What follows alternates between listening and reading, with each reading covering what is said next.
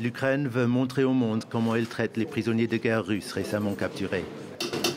Pommes de terre, viande en sauce, 292 grammes en tout. Et aussi simplement montrer qui sont ces soldats. Alors qu'elles sont arrivées dans la région russe de Koursk, les troupes ukrainiennes ont découvert qu'elles étaient largement défendues par de très jeunes hommes, accomplissant leur service militaire obligatoire. Ils nous ont encerclés et nous ont dit de déposer nos armes. Et c'est tout, nous les avons déposées. En Russie, soit tu rejoins l'armée, soit tu vas en prison. Il n'y a pas vraiment le choix. Évidemment, une fois dans l'armée, ils ont aussi essayé de nous laver le cerveau. La propagande russe nous a dit que l'Ukraine était un pays de néo-nazis et simplement que les gens ici n'étaient pas des gens.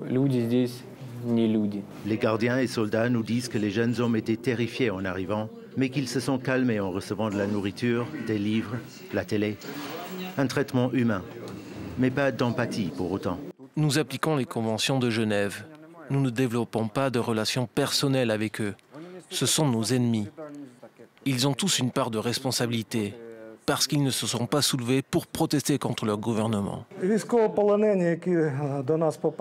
prisonniers de guerre qui nous arrivent sont avant tout une monnaie d'échange contre nos propres soldats ukrainiens qui sont actuellement aux mains des Russes.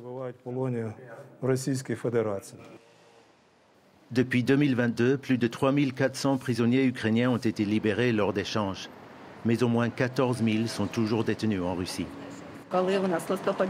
Depuis que mon mari a disparu en novembre dernier, chaque fois qu'il y a un échange, je scrute la liste et les images des prisonniers qui ont été libérés.